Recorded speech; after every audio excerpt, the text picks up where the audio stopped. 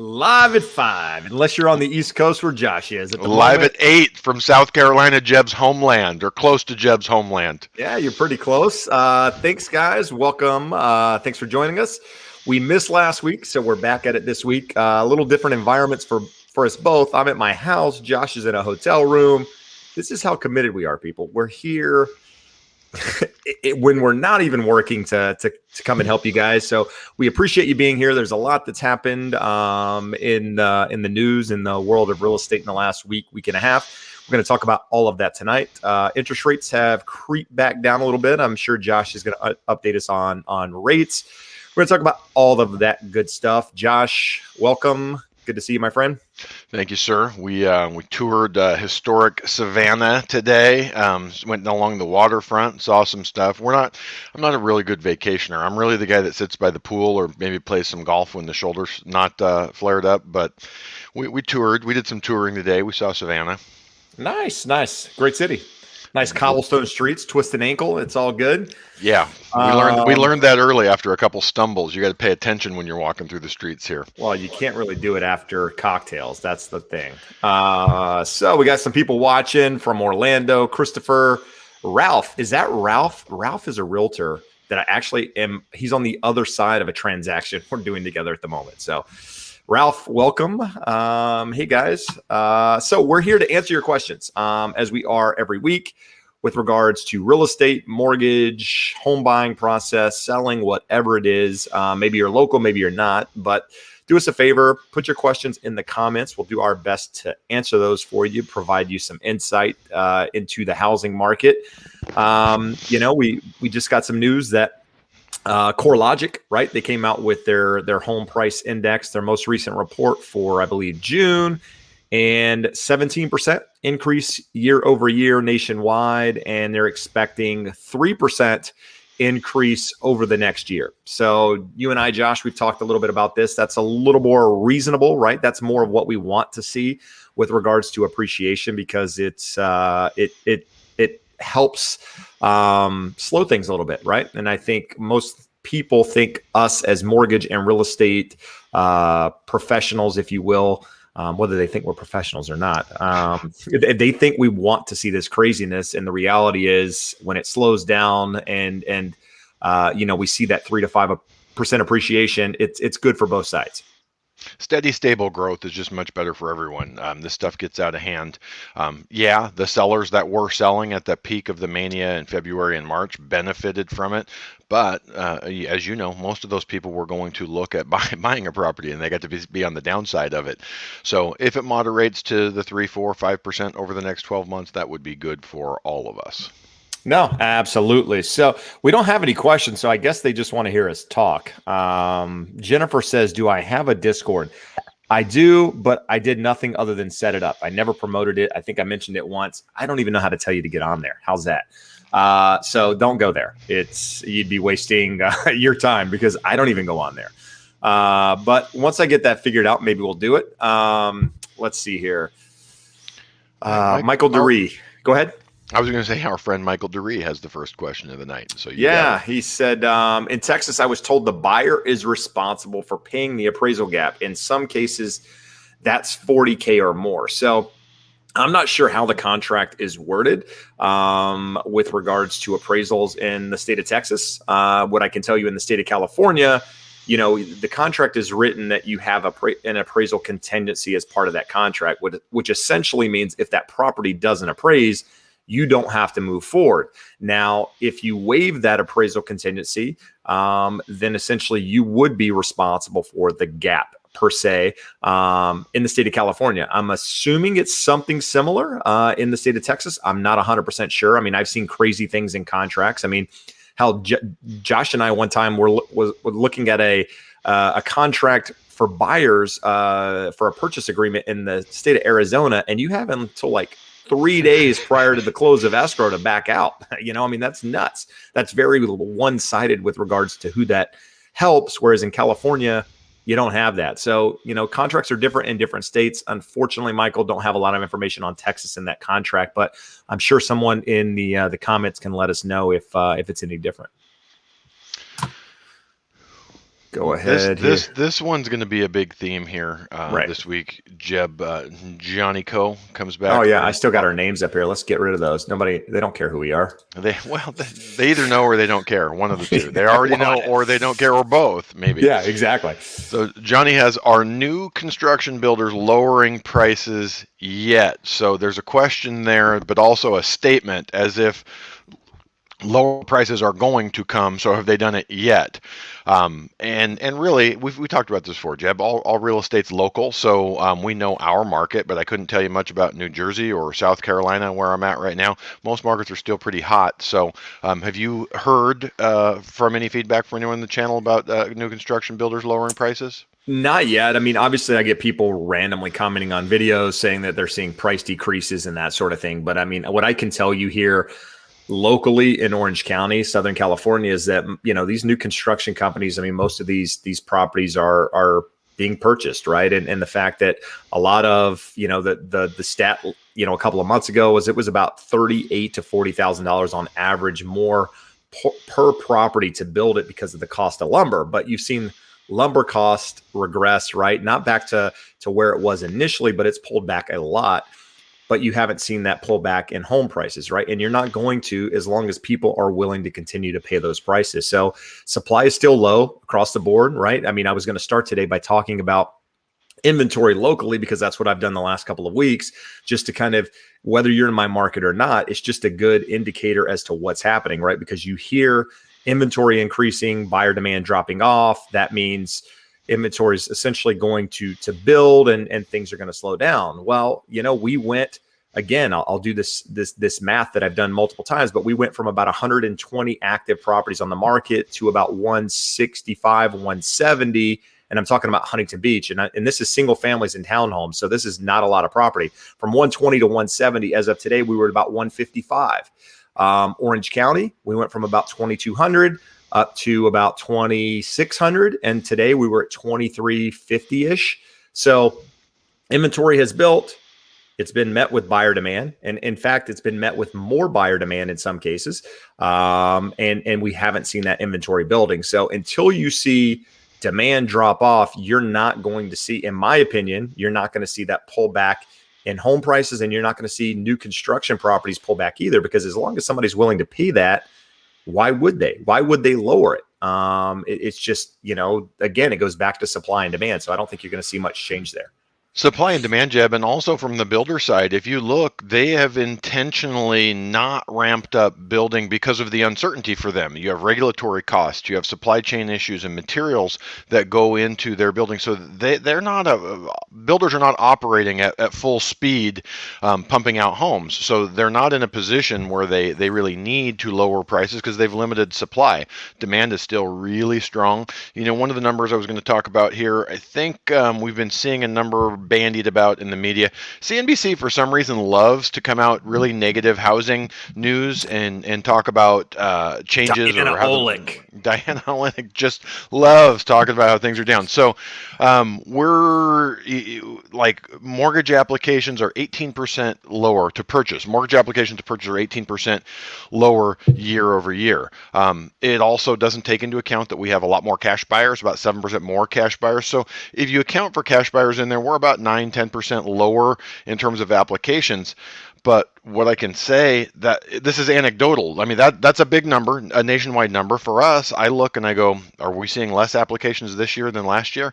No, we're seeing more, because really we didn't get hot until the fall.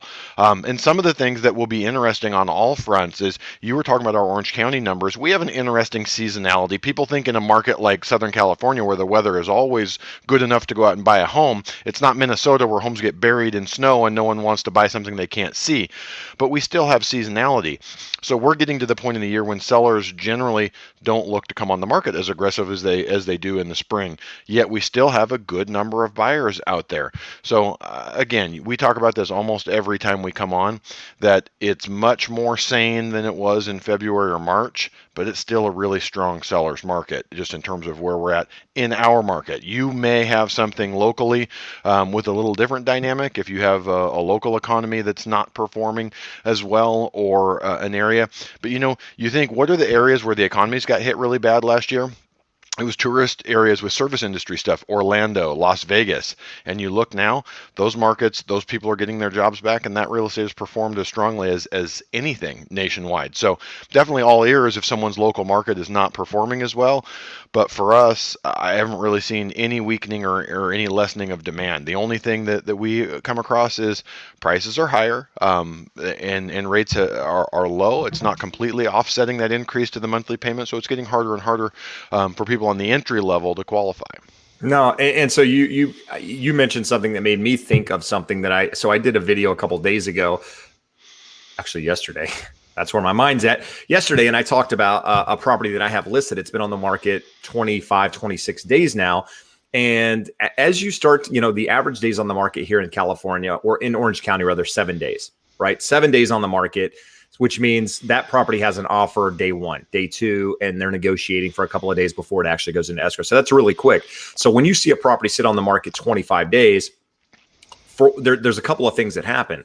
One, home buyers have got into the mindset that if a property doesn't sell immediately, it's either overpriced or there's something wrong with it. That's always been the mentality, but it's never been 25 days. It's always been 50, 60 days because, things sit a little bit longer and in those markets. So what we have is we had a property that's been sitting on the market 25 days, which by no means is that a long time, but you start getting people calling me saying, hey, listen, would your client, blah, blah, blah, accept the lower offer? Hey, submit an offer. I'll present it.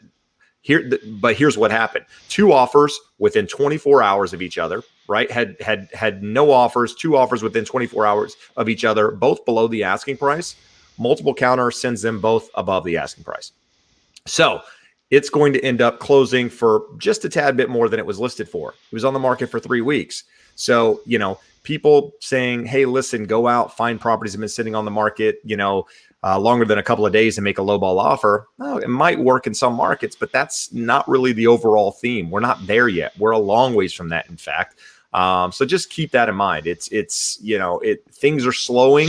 Things are going to slow a little bit, but again, it's seasonality, right? I mean, somebody here just a moment ago asked a question that I wanted to throw up here, and it's, Brian. Brian says, do you see another lockdown in the U.S.? I don't see a lockdown overall in the U.S., but we live in California, right? I live in California. You could see things change with regards to housing here in California. You could see them go back to not allowing open houses. You could see them. I mean, I can see the regression because, we are a state that's has a majority in one party, and things happen. And I can see things going that direction, right? They're Los Angeles County. You have to wear masks indoors now. So I think if this Delta thing does happen, it has happened. If it becomes more aggressive, you could see some of that. And it's going to be interesting to see how people respond this time. I don't know. I don't know what a lockdown looks like, Josh. What I can tell you is that there's been a precedent set with regards to forbearance and evictions that is not going to go away. They're not going to kick people out in September and October. They're not. It's 90% of those people, states they live in, are cold weather states during that time. They're not going to boot people in that time. So they've already set the precedent, in my opinion, that if they're willing to extend it after they said they wouldn't extend it, they're going to do it again. So, well, Jeb, let's look at this. We had a couple people with variations on this question. Do you think the forbearance period being extended, adding fire to a big increase in inventory after, or what is, so the bigger question, the other one was a similar one, but what do you think the impact this has on the market? There's still, all of these questions have a premise behind them that is false. So is it adding fire to a big increase in inventory after? I wish I was meaning to look for it here. I saw some numbers. It was a company that does a ton of analytics on the market, and they went through showing homeowners' equity positions and where everyone was at, and it was as good of a reasoned estimate as anyone could come up with, and they thought you might see as much as an 11% increase in inventory. So, Jeb, you're talking about Orange County, would you say 2,200 now, or is it 2,300? Yeah. 2,300. 11% gets you another 250 homes. We were just there. You know Right. what I'm saying? Does it help? It helps, but Right. it doesn't get us anywhere near this avalanche of inventory. It's just not going to be coming. If you see, we saw a mortgagee letter from FHA basically saying that servicers have to give these people very favorable workout terms Right. to try and stay in the home. So what we should see by now with forbearance, with eviction moratoriums, foreclosure moratoriums, workout requirements for mortgage servicers on government loans, everything is being done to keep these people in properties, in addition to the fact that values are up and they're sitting on record levels of home equity. There's Yeah. not a wave of inventory coming because of this. There will be an increase at some point, but your guess is as good as mine, and I'm talking to you guys at home. Your guess is as good as mine and Jeb's, because we're a year and a half into this, and the government seems to say, hey, this is a great excuse to never have anyone get evicted or lose their home Right. ever again. I mean, we talked about this before we come on here. I have great sympathy for anyone in financial distress, but anyone losing their home in August of 2021 is not losing that home because of COVID. There was more going on. I mean, you see the numbers every week. There's record jobs unfilled, employers talking about how they have positions that they can't find people for. If you have a pulse and want to show up and work 9 to 5 every day and put in a good day's work, you have a job. And with all of the things, in California's having a hard time giving all of the money away that they've set aside to help bring people current. Both to help, that's not just to help the tenant, that's to help landlords also, who are not, hey, you can't foreclose or you can't evict and you're not collecting rent. They're trying to make everyone whole here through this process. The government has taken extraordinary measures to not have this negative impact. It's just not coming. No, you said two things there. I was just in Wisconsin, right? I was in Madison for 4 days, and we were there, and we went to a couple different restaurants. And during that time, I don't know what the percentage was, but almost every restaurant we went into, somebody apologized for the service because they can't get workers to come back to work.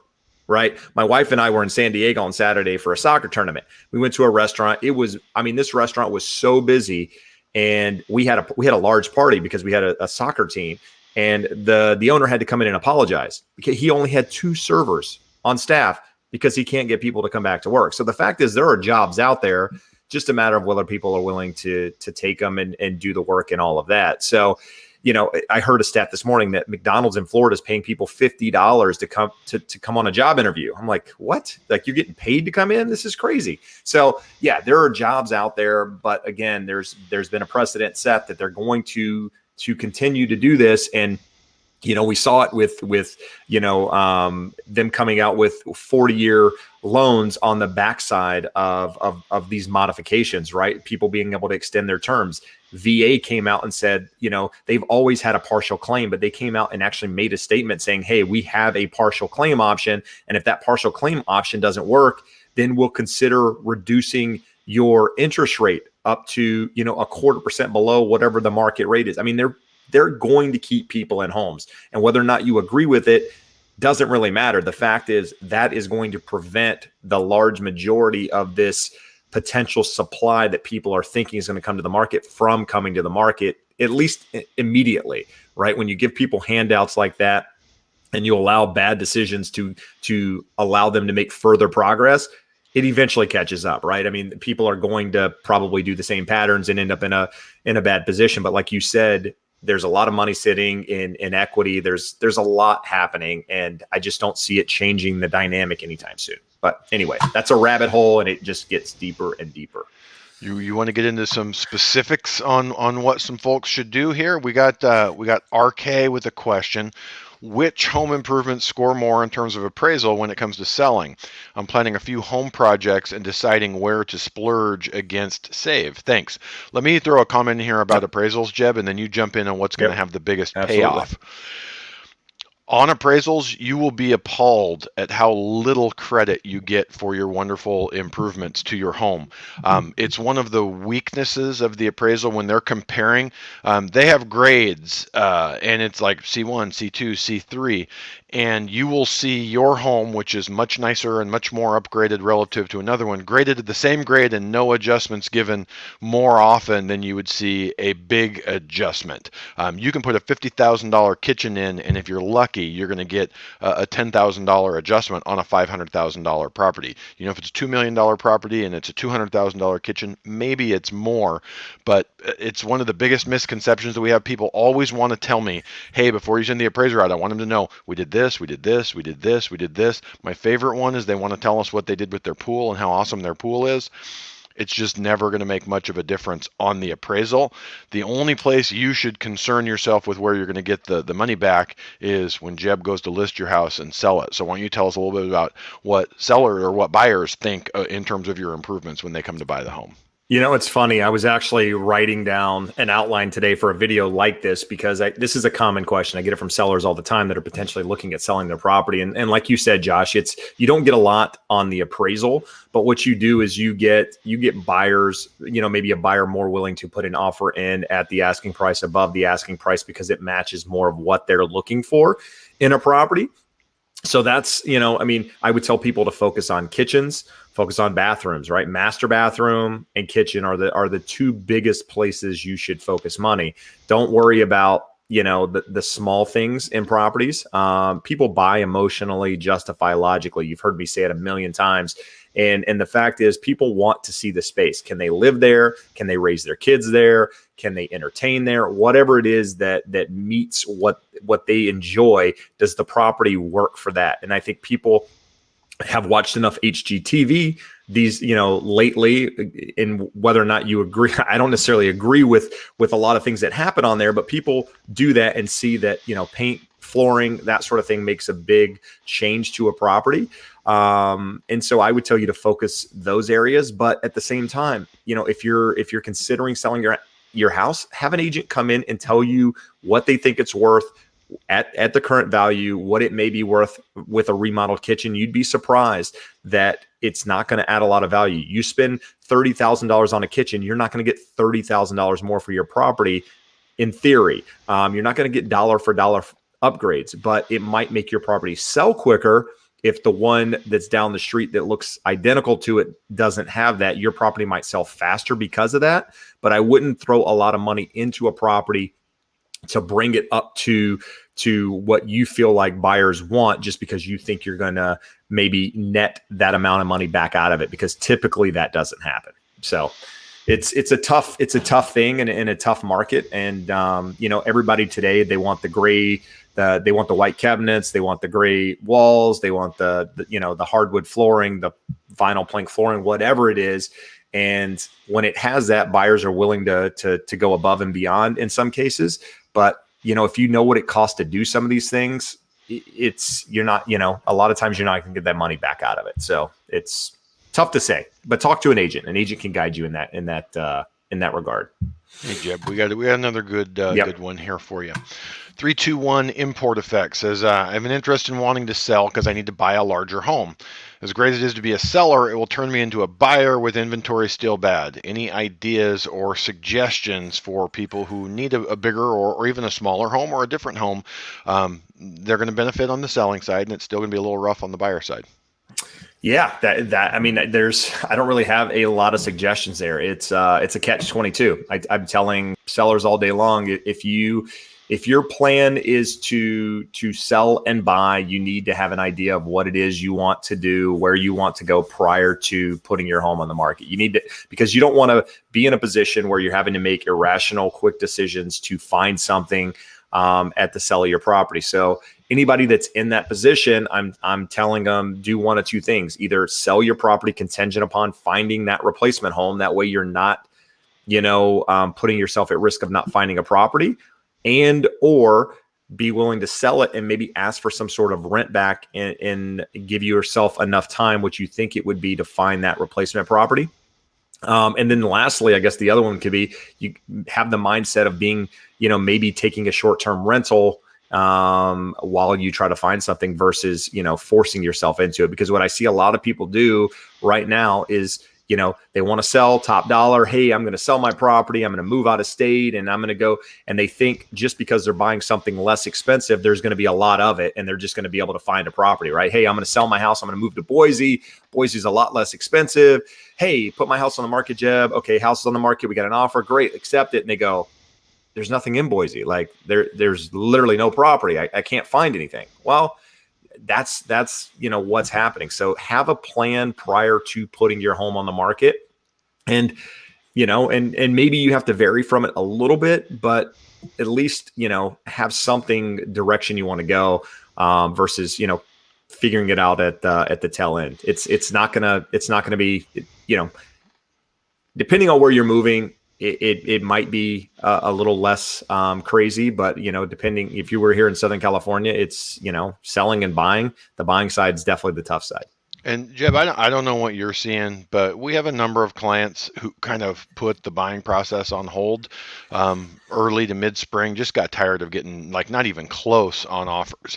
And 2 or 3 of them that came back in the market within writing 2, 3, 4 offers have found a home and they're happy. Like we were legitimately seeing people who were good buyers in the spring not being able to get a property under contract. I'm not seeing that too much. A serious buyer that's well qualified and willing to look at homes and make serious offers, they're getting offers accepted. It's not going to be the first one most likely, but the second, third, fourth property, you're going to win the bidding war because it's just not as bad as it was earlier in the spring.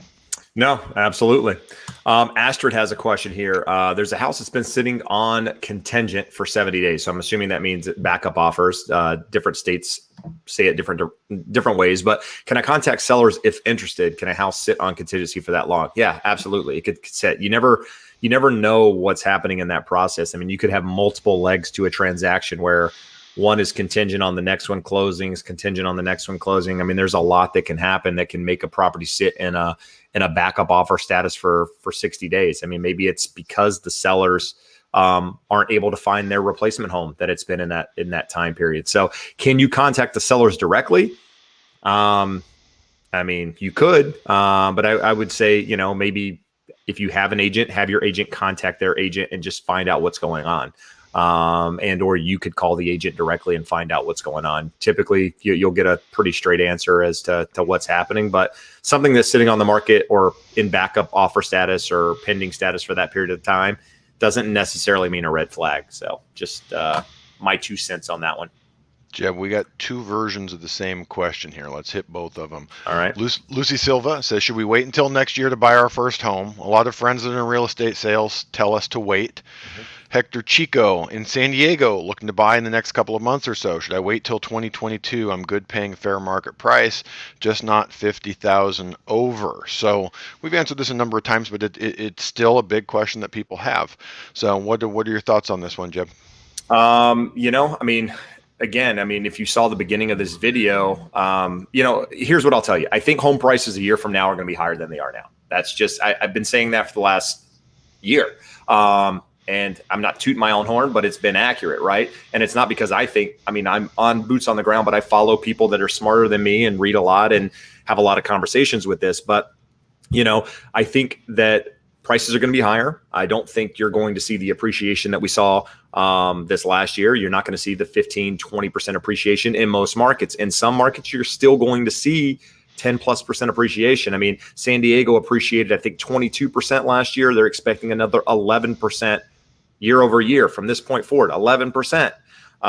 So to answer your question, Hector, 11% more. If you're buying a $500,000 property, and that's going to be a $555,000 property next year. That up to you to decide whether or not that's something you want to do, or do you want to pay more for it at that time? Now, I'm not here to tell you to buy a property. I'm just here to think if you're buying a property. And this is how I'm going to answer this question going forward, because we don't know the direction, right? As much as we think home prices are going to appreciate, we honestly don't know, right? It's supply and demand. Right now, supply is low, demand's high, whatever. If you can afford a property, you're not stretching yourself, you have money in the bank, you're comfortable with the payment, why the hell do you care where prices are in a year? I mean, really. I mean, why do you care? If you can make the payment now, and you got to have a longer term plan. You can't say, "Hey, I'm looking to buy a property, sell it in a year." If your time horizon is 5 to 7 years or more, buy a property. You're not going to have regrets. It's going to continue to go up. I mean, property isn't going to go back to where your grandparents bought it. I mean, it's people think that when prices pull back, they have to pull back to where they came up from, and that's not the reality. Will we see some pullback in prices? Absolutely. But from what number? Is it going to be 20% higher from now? Is it going to be 10% high? We don't know. But right now, the projection is that values will go up because inventory is low, right? 6 million homes under supply on the market. Was it 6 million? I think they said, in order to catch up to make a level playing field with regards to new homes. So anyway, Josh, thoughts? No, the number that I always like to go back to is to tell people what is going to happen with their loan.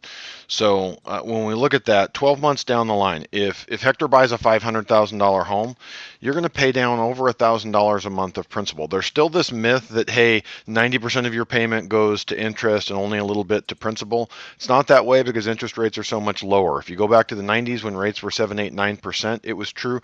But today, on that $500,000 home, you're going to be putting more than $1,000 towards principal every month. So this time next year, you've paid that loan down $12,000.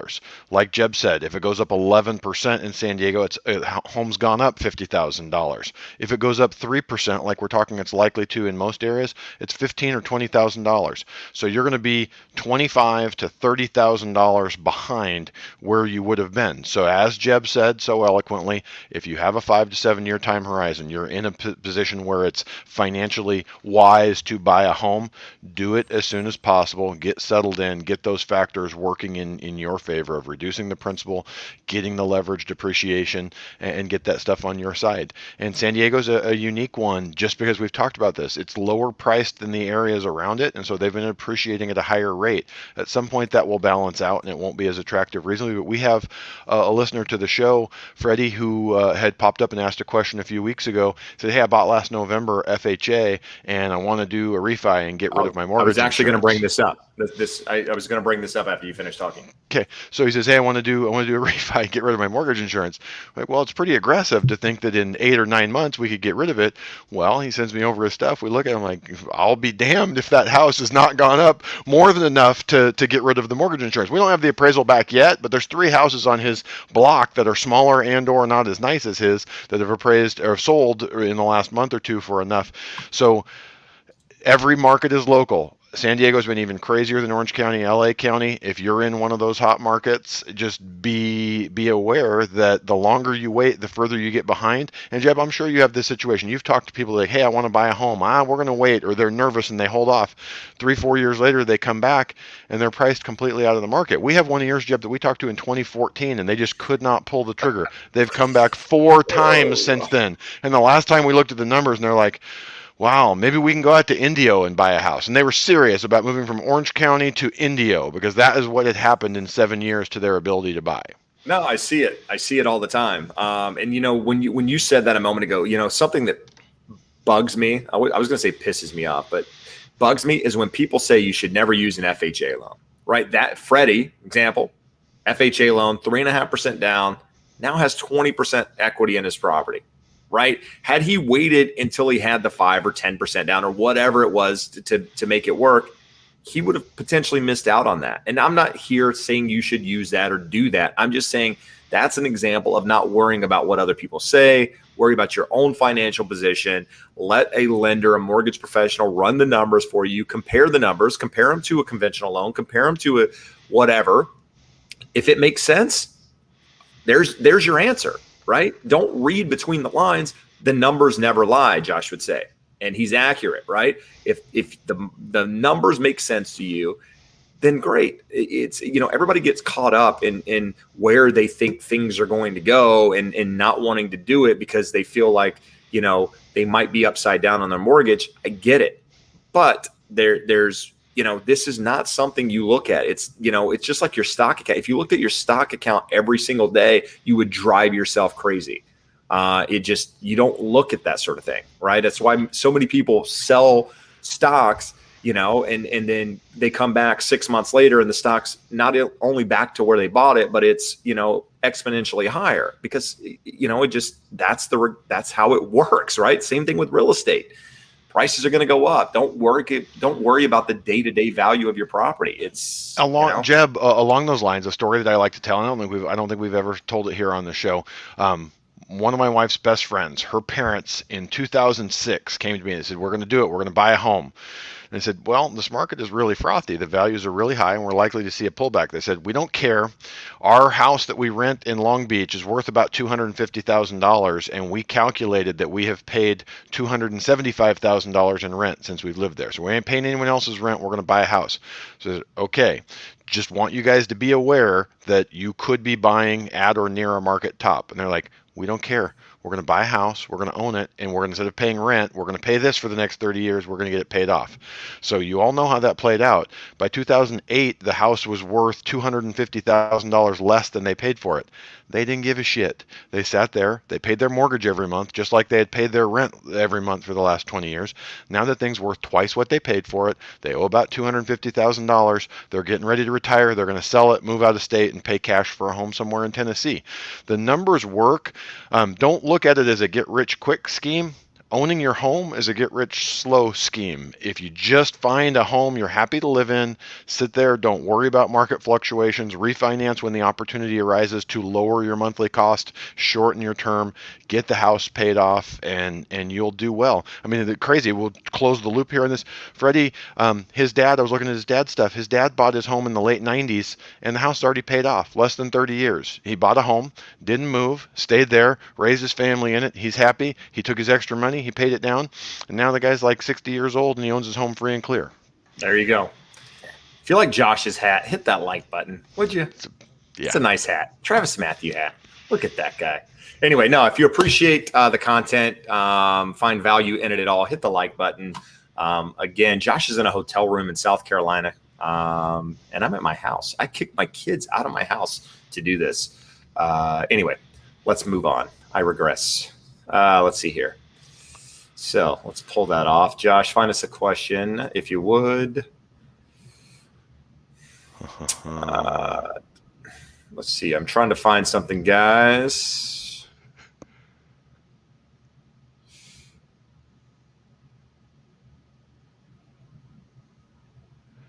Sorry, I'm looking for something good for you people. Well, here we've got this here. Yeah. ATM off-road just came in as the guy on the right, in which I don't know who's on the right or who's on the left, saying it's not going to crash. I think you're on the right. It's not going to crash too. I sure hope it doesn't, but that's why I'm here to know. Thank you. It's not. We have limited supply, and we have a massive wave of demographics coming into prime buying age, and we have the baby boomers that were always assumed to downsize and flood the market with their homes at some point are posted up and not going anywhere. So yeah, we're not going to see a crash anytime soon. No, agreed on that note. So but if you're just joining us, if you have a question regarding real estate, regarding mortgage, do us a favor, put it in the comments. We'll do our best to get to it. A lot of these questions, if it's regards to buying now or waiting or what have you, we've talked about it. So, in fact, we spent quite a bit of time talking about it. You could go back and watch it after the fact and get an idea of our thoughts there. Let's see here. Let's go with this one. Dark L Wizard 34. Just closed on our first home. The sellers requested staying 2 months, max allowed by my lender to get a new home. Should I be concerned about this? We do have a rent back in place. No, typically speaking, should not be a concern. It's happening a lot. In fact, I'm putting a deal together. In fact, the seller might have signed it. I'm looking at my email here in just a moment where I'm the listing agent. We asked for a 60-day rent back as well because my client needs to find a property, and we just wanted to get it closed, get the money in her account so that she can make an offer on the next property. She's going to be a cash buyer on the next one, and it was better for her to do that versus making a contingent offer. So the fact that they've asked for a 60-day rent back, you've got it. Nothing to really be concerned with there. There should have been a seller in possession form that you signed, or that the seller signed, which essentially makes them a tenant during that period of time. So just, you should be good to go. Worst case, I mean, there could be things that could happen if you thought about all the worst case scenarios, but I would say doing this 20 years, I've never come across it. Most of them are, it's pretty typical. Got a loan question here, All right. Jeb. Miss Nicole Jansen says, if you had All right. 1099 income in business for more than 5 years, can you use just 1 year average income? She also has W-2 income. The W-2 income doesn't really change anything, so let's just ignore it. I will say this, on a Fannie Freddie loan, so not FHA, VA, USDA, jumbo portfolio, but the most common loans are your Fannie Freddie loans. For a well-qualified borrower, 99 times out of 100, it's going to come back on W-2 income and ask for 30 days pay stubs, 1 year of W-2s. So this situation, we're saying someone's self-employed, 1099. She doesn't say that she's incorporated in any way, shape, or form. So most likely a sole proprietorship. She's reporting it on a Schedule C. As long as it's been in business for more than 5 years, Freddie Mac will allow us to use 1 year as a matter of course. Like, if we don't need any exception or permission to do it, you have to prove the business has been in existence for more than 5 years. You use a 1 year average on it. Fannie Mae falls back to, they have it programmed into their automated underwriting system, and it will come back and tell us whether we can use a 1 year average or whether we need a 2 year average. Again, for most well-qualified borrowers, it'll come back with 1 year, but I'd say that's more like 65 to 80% of the time. So once you've been in business for more than 5 years, if we don't get it Fannie Mae, we'll roll it over to the loan prospector or Freddie Mac guidelines and be able to work with that. So it's just important that your loan officer knows the differences between the two, because it definitely sounds like you have the opportunity to go with a 1 year tax return. All right. I got a good question here for you, Josh. This is going to be a hard one to answer. I don't know if it'll be a hard one to answer because of the age or what have you, but let's see what you got.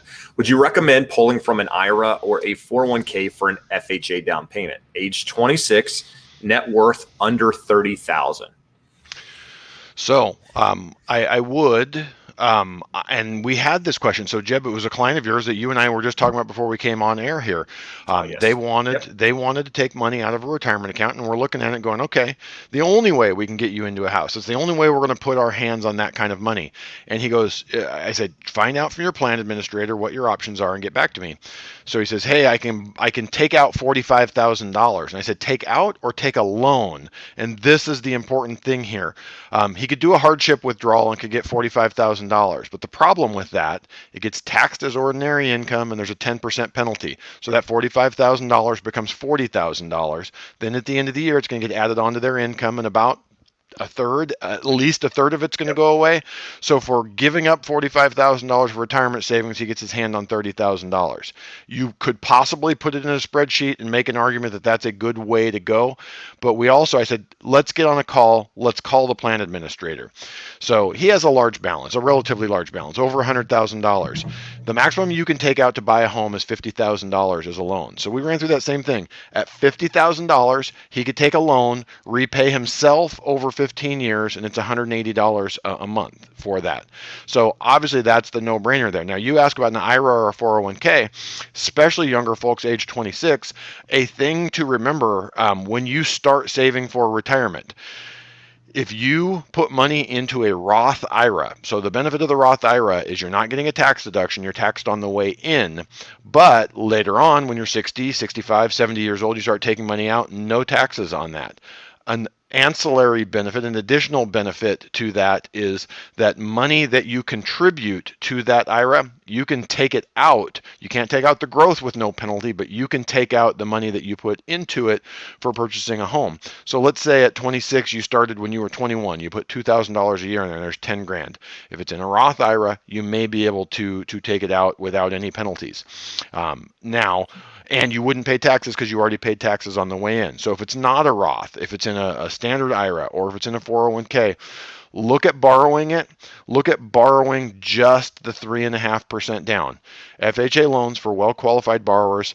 Let's say you have a 700 credit score and you're wanting the best rate. We can get you 2.25 with no lender fees, and it may even have slipped a little lower the last couple days. At 2.25, you're probably going to get a small lender credit.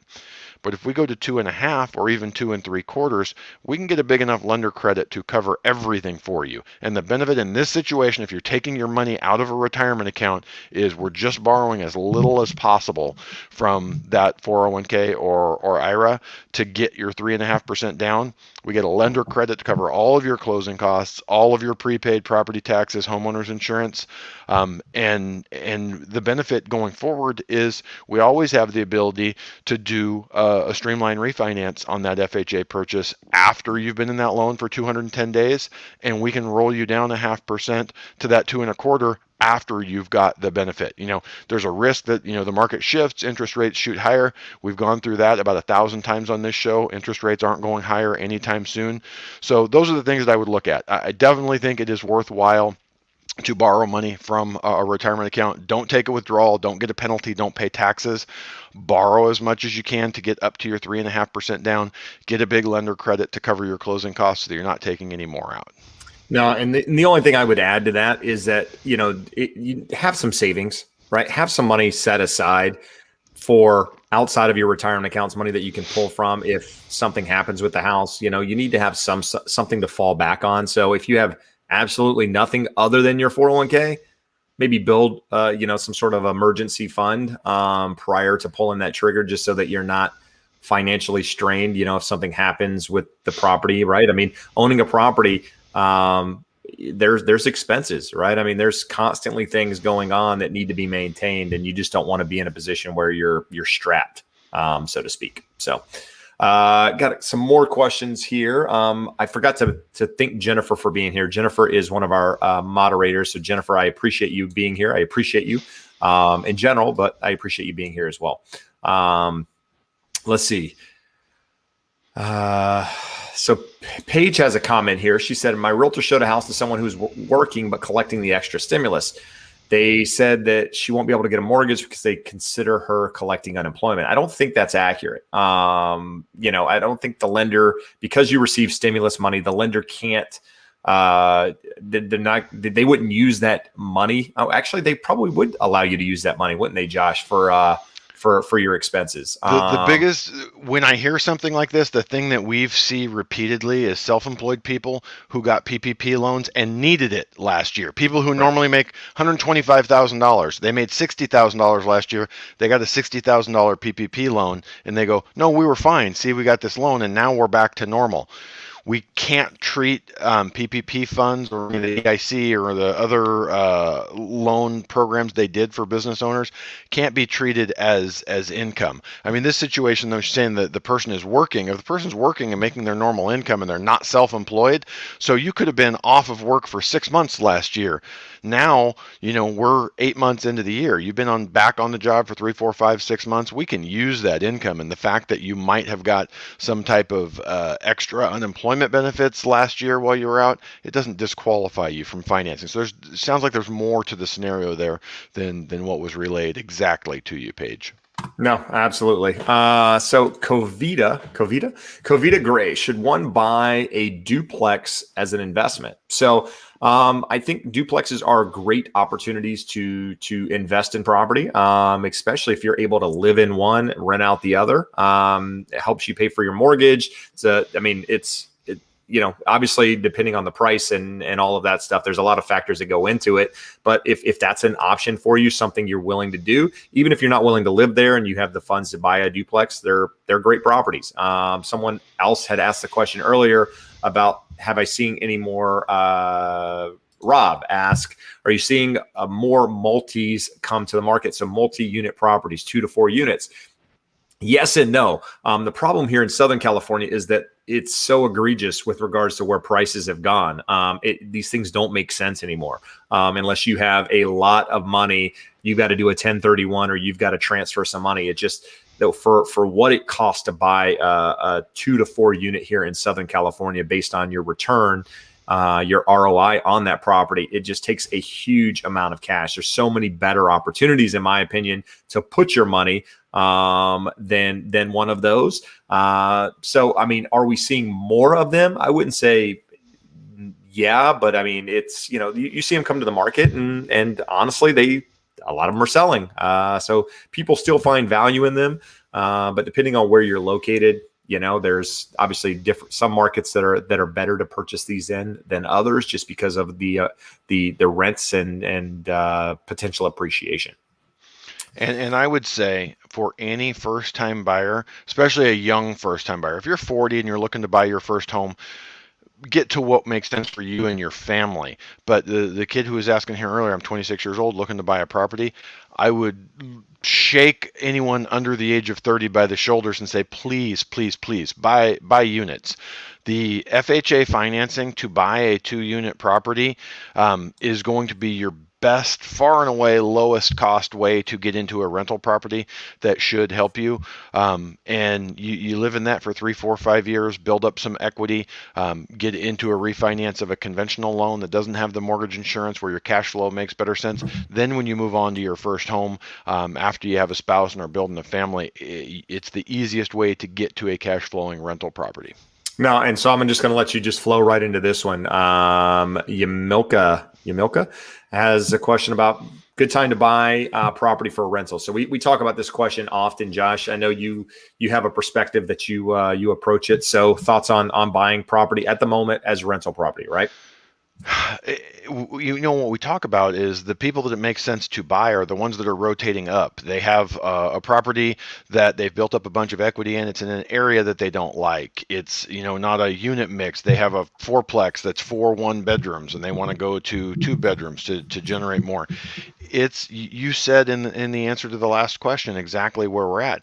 In many areas, in the high cost areas, rents, while they're high, they have not come close to keeping pace with the price of homes, especially the multifamily properties. So when you look at it, it's funny. The guys over at Bigger Pockets did a video 3-4 months ago showing 5 markets where you could still get the 1% rule. So meaning that the rents that your property will generate would get you to 1% of the price of the home that you're paying for. And I remember back in 2010, 2011, I was looking at units and going, there's lots that meet that requirement here in Southern California. Now we're a million miles away from it. For an example, we've talked about the 4-unit building that I own in Long Beach. Market rents for each unit are about $1,700, so it puts us at $6,800. 1%, you would want to buy that at $680 or less. If we put that thing on the market, it's somewhere between 1.1 and 1.2. So you're not even at a 0.5%. Bro, you put it on the market at $680, I'll buy it tonight. Yeah, we would be able to liquidate it quickly at $680. But that's because it makes all the sense in the world. So when you're at a 0.5% or less in terms of the rents to the purchase price, it's kind of hard to justify. Will it work out over the long haul? Yeah, but it might be 10, 15, 20 years before you're super happy to look at it. Where the question becomes a little bit different. We've talked about this. Part of our lack of supply of homes is these big institutional investors and hedge funds with billions of dollars are paying cash for homes.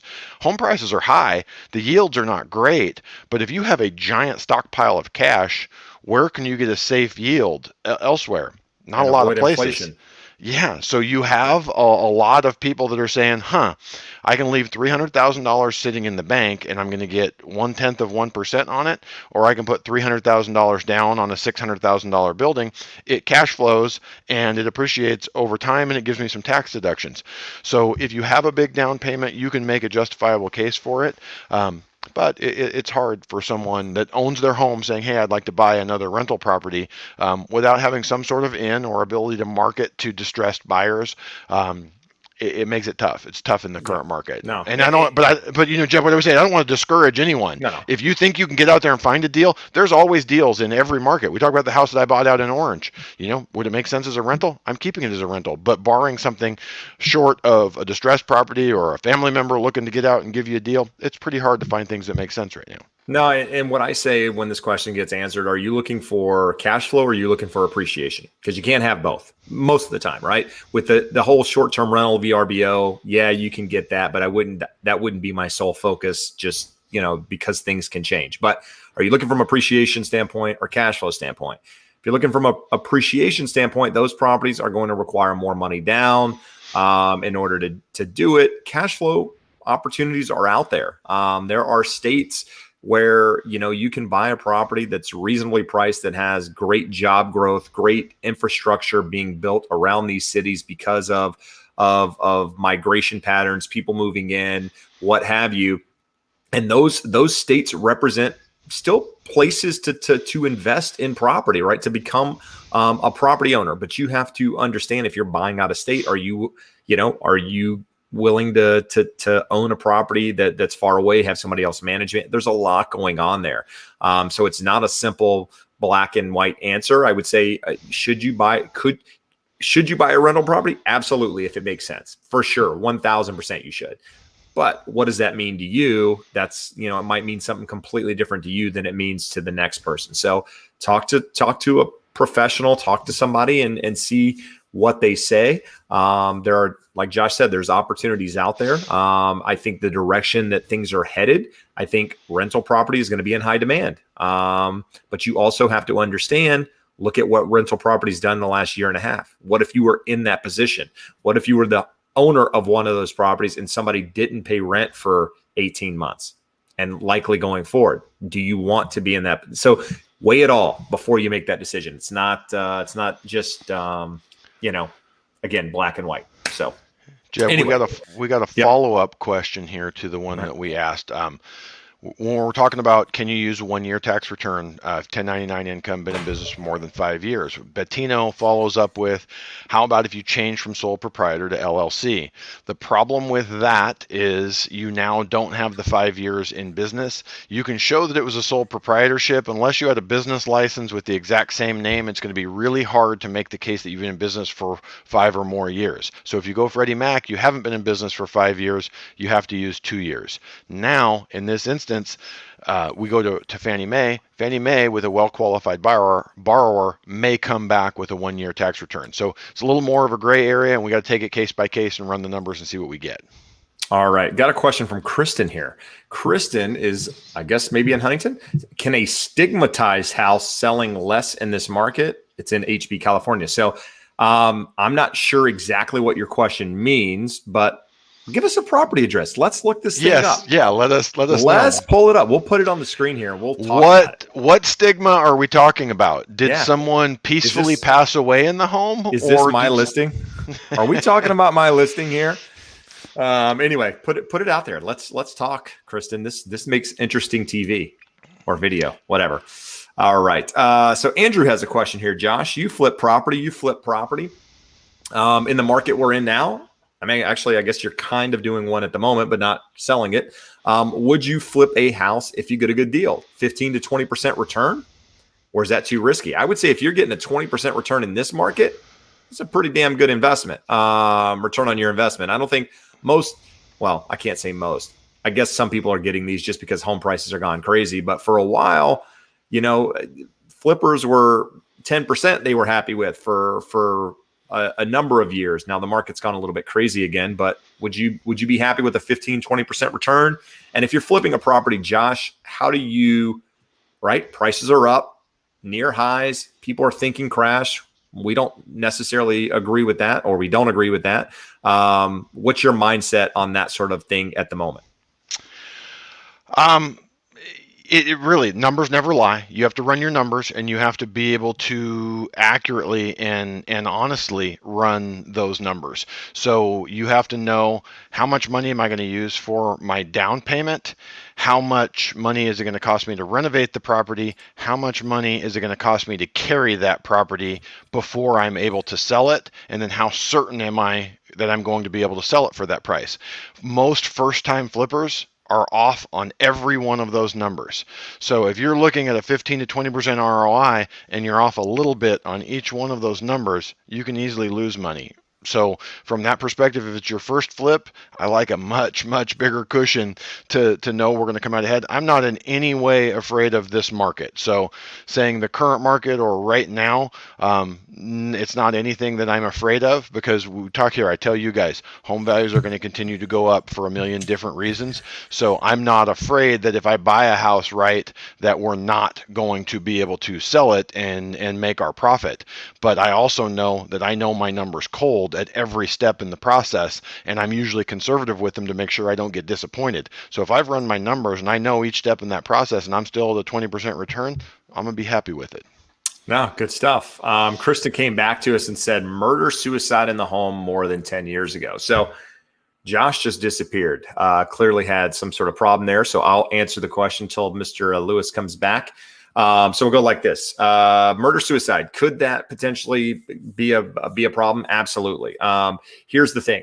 When disclosing something on a property here in the state of California, you only have to disclose it for the last 3 years. So if someone passed away in the property in the last 3 years, answer is yes or no. In this case, the answer would be no. Now, if it's a known thing, and it was on the news, it becomes one of these, places that people, like in Colorado, like one of these sick people like killed his entire family, that it's become like a place that people drive by and they know and all of that stuff. Yeah, it can affect the value of a property, right? You have a lot of people that aren't willing to buy property because people have passed away in them, natural causes per se. So if somebody's done a murder suicide, that's a whole different stigma, if you will, like you mentioned. And yeah, that could potentially affect the value of that home. For one, it could, if somebody's willing to buy it, you could benefit in that case by maybe offering less on that property. But you have to understand when it's time to sell that property, that could be a potential issue for selling it, just because you'll have, if you had a large pool of potential buyers at one time, you're going to lose a large majority of them because of that issue. So just, it's hard to say, because it's been 10 years, but some people still are not going to be okay with that. So, you got David here saying, yeah, I wouldn't buy if someone died there. So he's not alone. There's a lot of people that feel that way. So Atom Off-Road. Recent appraisal said there was a fireplace in the house. The box was checked in the document. Physically, there's no fireplace in the house. Should this be questionable? No, probably just, an error on the appraiser's part. Box was checked. Maybe it showed on title records at some point that there was a fireplace, or on the property report, maybe it had been removed. And so, maybe it's nothing to be concerned with there. Josh is we'll pop him back up there he is. The murder-suicide victim unplugged my computer because they didn't want the question answered. They were trying to... Yeah, so we questioned it. We did. We addressed it. Hey, if you want to know the answer, Josh, go back and watch. Go back and review it. Go back and watch the feed. But yeah, no, nothing to question there. I mean, small things like that happen in appraisals. The fact that, a fireplace, and sometimes properties have fireplaces and you're not actually aware of them. For example, my in-laws, there's a fireplace in their house. They've just drywalled over it. So you could have that scenario as well. Just keep it in mind, but nothing to be concerned with. Freddie said, just got my offer accepted in Fresno. So congrats there, Freddie. Awesome. Let's see. We are moving along here. If you're watching now, you haven't already, there's 225 of you. Hit the like button, help us out, help share the good news here. There's a thumbs up on Josh. See that? Look at that. Hit that thumb, and help us share good knowledge. That's not fear-based, right? So Ken, what's the average down payment on a first house in the Bay Area? Honestly, Ken, I wouldn't be able to tell you. Not in the Bay Area. What I can tell you, though, that what I know of the Bay Area is that things sell very, very quickly up there. Even in this environment, a lot of those properties sell without any contingencies in place, right? I mean, realtors up there have pre-inspections done. They have appraisals done on the properties. There's a lot. They have a full package that if you're interested in one of these properties, and this isn't across the board, but this is what I know happens. You get a package prior to, and essentially when you submit your offer, you're submitting it with the fact that you've already reviewed this stuff and there's no contingencies in place. And a lot of times you're bidding against multiple people. So my guess would be there's a larger down payment in a lot of these properties just because of the competition up there. And there's a lot of money coming from tech and all that other things. But a lot of people, are buying on the outskirts of the city. And I'm sure that people are getting away with less than 20% down in this market, but I don't have an exact number for you, unfortunately. It really comes back down to you don't have the entry level options. So 548,250 and below, you can do 3%. Up to 822, 375, you can do 5%. Like, I don't even think they have condos in most parts of Silicon Valley starting that low. So there are a lot of 10% down jumbo options out there, and I believe I've heard of a few credit unions, some others in the area doing 5% down jumbo. So you can get to that mil 4, mil 5, mil 6 entry level purchase price, as crazy as that is to say, with 5 to 10% down. But most of them are probably putting more than that. But there's still plenty of people trying to get in with a lower amount. Let's see. Michael DeRee has two questions here. One is, he's been with the same employer for 10 years. Any reason to list any employment prior to that to qualify for a home? Easy answer is no, right? They're just looking back for the last 2 years. They don't care what you did prior to that. I think that's still the answer, Josh. And then asking, would I be able to request a property report from my builder? And I think the answer there is probably no. I don't know that home builders do a formal report that's provided to buyers, at least here in Southern California. I haven't seen it, but you've heard me say many times, Michael, because you're always on here, I suggest a formal inspection, right? Have a home inspector still inspect the property. That way you'll actually get a full report and you'll know exactly what's going on. Anything you want to add there, Josh? No. All right.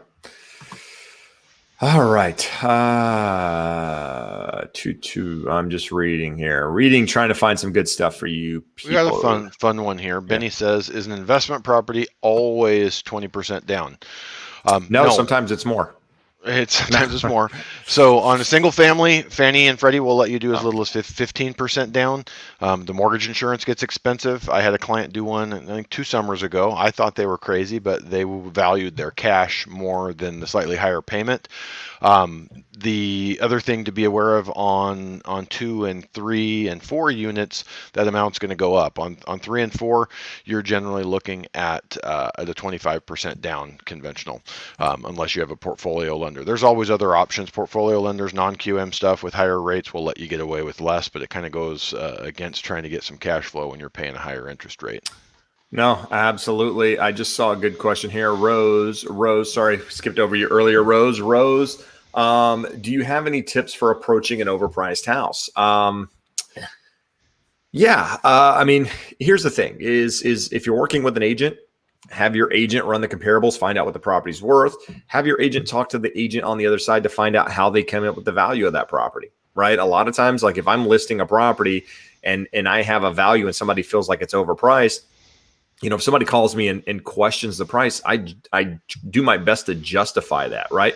How did I come up with that price? Well, this is what we did. We took these properties and we looked at the appreciation in the market, whatever it is, and try to give solid feedback. Now, sometimes the answer is I didn't pick the price.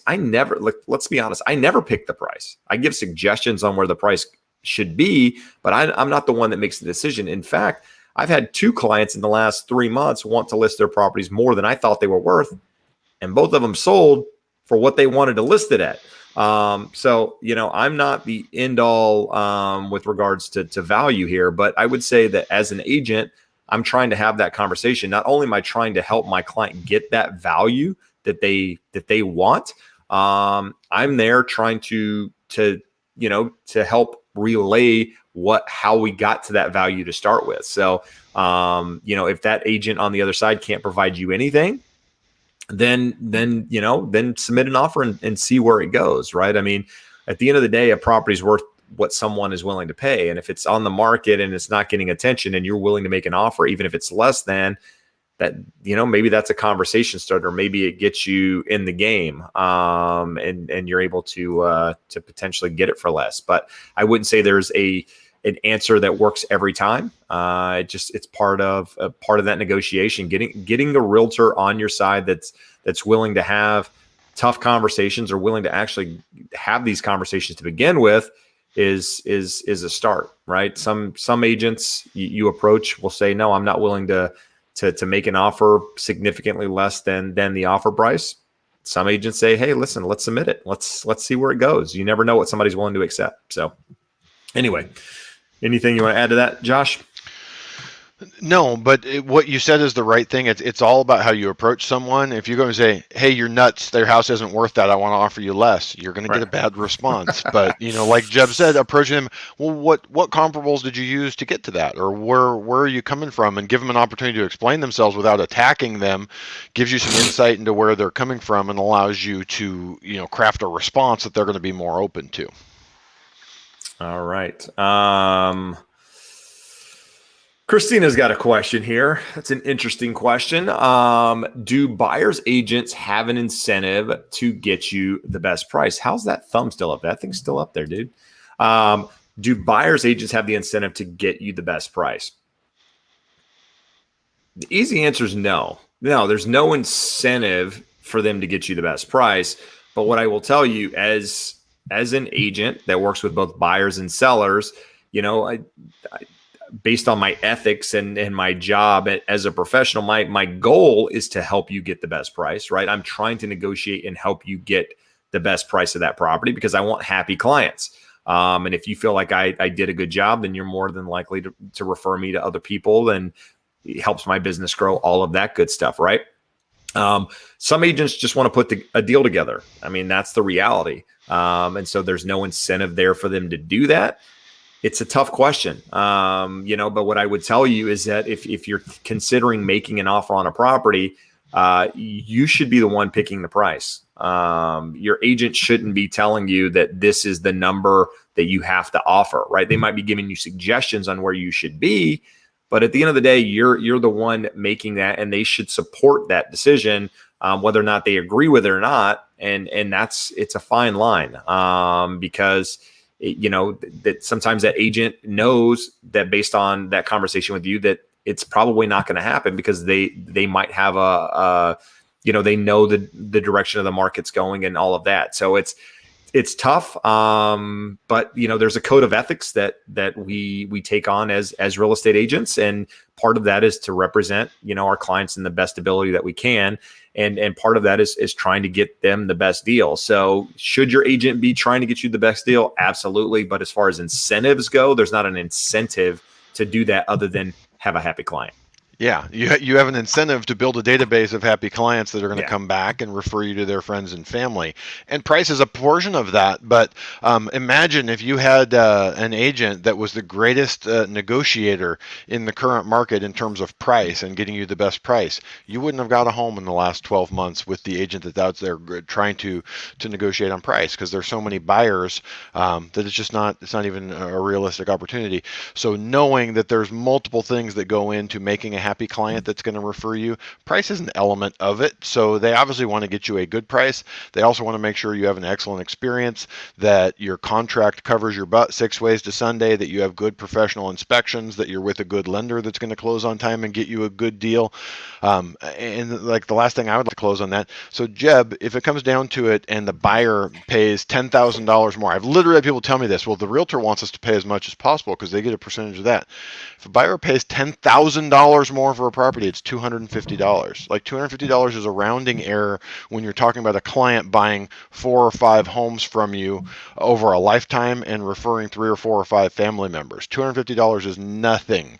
You want to make happy clients, period. No, I'm going to tell you something, and I will guarantee you the majority of people listening to this are not going to believe me when I say it, but I have buyers all the time want to see property, write offers on property. I'll tell you, 9 times out of 10, I don't even look at the commission. In my head, I have a number that I think that they're offering, and whether or not they are or not, sometimes I don't find out until an offer is accepted, and it's bitten me in the butt a couple times in doing that, but it is what it is. I mean, I'm not going to not show a property to my client because they're offering less money. Now, had I paid attention to it, I probably would have tried to negotiate it up front with the other side.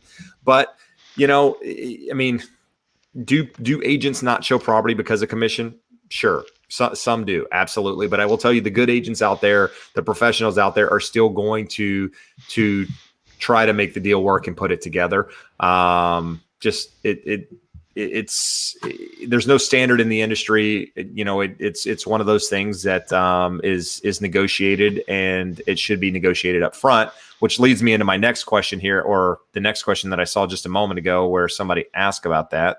Is it Carrie Ann's question here? No, not that one, but that one, we can talk about that one too. But it was this one. Neil and Terry Fox. Hey! You're not allowed to say this is a family show. Hey, man, I'm just reading the name. Now, in the current market, is it acceptable to negotiate the buyer's agent fee as the seller? We have a higher end home around $980,000. Absolutely. It's something obviously should be negotiated up front, right? So when you're initially signing the listing agreement, you're negotiating commission for both parties. You're negotiating the commission that you're going to pay the seller. The listing agent, and you're negotiating let me back up. You're negotiating the amount that you're going to pay the listing broker, but that listing broker should be, at least here in California, there's a place on the contract that shows what that listing broker is going to offer to the buyer's agent's broker, right? It's should be laid out in there so that you can see where that commission is going to both sides. Can you negotiate that? Absolutely. In fact, a lot of markets are doing that at the moment just because of things changing and things moving faster than normal. So commission's getting negotiable. It's always negotiable. There is never a set commission. It's not allowed to happen.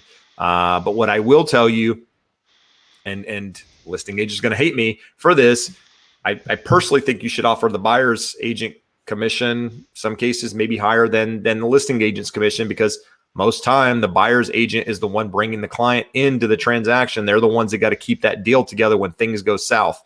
And maybe they can use some of that commission to, if you're not willing to negotiate repairs or do things, there's money there for them to do that. So that's a whole different conversation. Don't want to talk about commissions on here because it's one of those red flags. Well, one of the things, Jeb, that I always like to say whenever this conversation comes up and someone asks a question is everything's open to negotiation. If you can win the negotiation against your agent, how confident are you that they're going to be able to win a negotiation against another agent? So let's say, hey, 2.5 is common to the listing agent in your market, and you negotiate them down to 2. Congratulations, you saved 0.5%. In this situation, it's $4,000 or $5,000. How easy is it for them to give that away in a negotiation to another agent? It's spectacularly easy. So all agents are not created equal. They're not all going to do the same job for you in negotiations. So I just consider it a big red flag when someone says, oh, I did a great job. I interviewed 4 agents and I found one that'll do it for 1%. Well, cool. You just got yourself a shitty agent. You hired the worst negotiator. Congratulations. To do the biggest sale that you're ever going to do in your life, you found the worst negotiator and hired them. No, absolutely. Anyway, let's move on here. Mike has a question. Currently rent out my house since April. How long would I have to wait to use the rental income towards my next property? Josh, for you. So you're in a little bit of a gray area. If it's a departing residence and we're leaving, it's not really a gray area, because here's what it says. If it shows up on the tax return, we have to use that calculation from the tax return. So we look at what did you bring in rent-wise, what were the expenses, and there's a calculation. When you immediately depart, say you live in your residence, you're going to rent it out and move to a new property, they don't know what your maintenance, they don't know what your expenses are, so they make us use a 25% maintenance and expense and vacancy factor.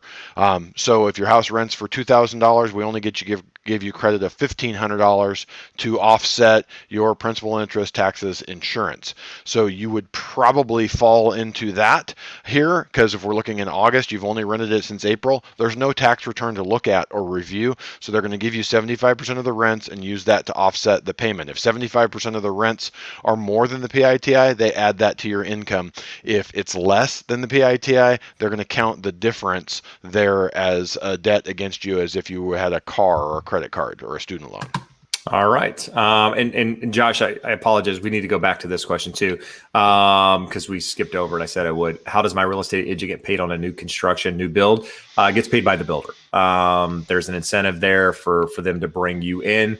Some builders won't pay an agent unless they were there at the original time you entered the community or the property or what have you, but it sounds like that probably was the case. So they'll be compensated by the builder in most cases. Are Yep. builders in the current market, in a very high demand, low supply market, are any of them refusing to cooperate Absolutely. with brokers? Yeah. Yeah. No, for sure. I had a friend in, where was it? Was it Texas? I think it was in Houston market, if I remember correctly. I could probably find the photo here on Facebook, and I forget what builder it was.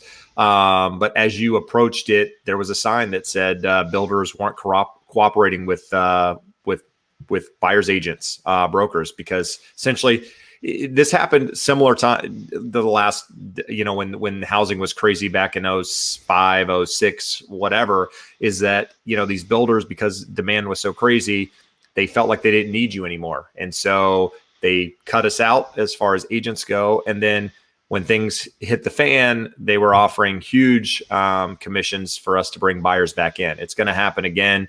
But yeah, typically it's paid by the builder, but in some cases, it's not. So just, but I'm sure you would know by now if that were the case, because your client probably would have mentioned something to you. K. Lar has a question here and asking, what's the future of the Florida housing market? So I don't live in Florida, don't follow Florida per se, but what I do know about Florida is it's a state that has friendly taxes with regards to income tax. And it's a warmer state, less expensive state, and for people coming from New York and coming from Canada and coming from some of these other markets that are a lot more expensive. So if I had to guess, I would say that market's probably going to continue to thrive, like a lot of the country, where people are moving from high cost areas to more inexpensive areas, and Florida fits that bill for a lot of people on the East Coast. And with that said, I again, low supply, demand is there. You're always going to have people moving in. Canadians are a big part of your market as well, depending on where you're located. And so I think you'll still have those influxes of people coming in and wanting to be there. So, anything about The person that I know that knows the most about California real estate investing Florida real is estate? selling is California. Oh, okay, gotcha. Okay, gotcha. He's slowly selling off his California holdings and transitioning to Florida, and he has a very long economic explanation for why he's doing that, of why he feels that it's a much stronger market and better position for the next 20 to 25 years. Like you said, it's a lower tax state, less regulatory hurdles. California is super tenant friendly, less so in Florida. So I trust him more than anybody, and he's very bullish on it and moving most of his holdings there. There you go. Awesome. Jake's got a question here, but I'm going to change it up a little bit after we address the first part of it. So he has a USDA loan currently on his property, asking, can he buy a second home and rent out the condo if it still has that loan on it, because USDA requires you to live there when you originally get that loan. So can you do that, Josh? Can you turn that USDA loan that required you to be an owner into a rental? To my knowledge, there's no prohibition against it. It is owner occupied at time of purchase, but it doesn't. It's not. There's no restriction on there that it has to be owner occupied for the life of your ownership. If you move out, you're not going to be able to refinance with the USDA loan. You'd have to look at some other option. But once you've built some equity in the property, that shouldn't be an issue. Now I'm going to go on to ask a two-part here. What if you have a FHA, VA? Conventional doesn't matter. So FHA or VA, any restrictions on renting those out after a certain period of time? It's 1 year or Well, again, what are you saying when you move into those properties? You're saying you intend to occupy within 60 days of acquiring the property. You're not saying how long you intend to live there. And think of VA specifically. A lot of times, it's not uncommon for a veteran to purchase a home and then find out 3 months later, hey, guess what? We're moving you to Okinawa, and so you're moving to the other side of the globe, and you can't occupy that property. So they're going to rent it out. So neither of those require you to live there for the life of the loan. And what I do know specifically directly with FHA, and VA is even better. You can do FHA and VA non-owner occupied refinances. You can't do a non-owner occupied purchase with either one of them, but you can refinance them. And with VA, there's very, very little to no add-on, so you almost get the same rates as owner occupied. So VA, we've talked about this before. Anyone who's a veteran has the ability to purchase a home using their VA benefit. It's probably the best of all the benefits in addition to their medical benefits. No, absolutely. Yeah, if you can use it, it's fantastic. Let's see here. I got two questions for you, Josh. One, Anthony is asking if you qualify for capital gains waiver for federal taxes because you meet the requirements, do you have to pay capital gains on the state level? So maybe explain what capital gains are. I'm assuming they've sold a property, right? And they've got capital gains from that, so they've made money on the property over and above what they paid for it. So when you're selling the home on your federal income taxes, you have an exclusion, single person. If you've lived in the home 2 of the last 5 years, a total, it doesn't have to be 2 consecutive, 24 months out of the last 60, you have up to $250,000 of capital gains that are excluded from taxation. If you're married, that doubles and goes up to $500,000. So the question is, on the state level, does that get taxed? So we would have 50 answers there that we would have to go through. And we're in California, and I would love to think that I know for certain what that answer is, and I honestly don't. I believe you probably do have that exclusion in most states, but it's going to come down to the state tax code, and there are a lot of situations where the government, federal government, will give you a tax break on something, and the states don't. But it's interesting. I've never known a client getting stuck in California with a big capital gains tax on a sale on the state level when they sold.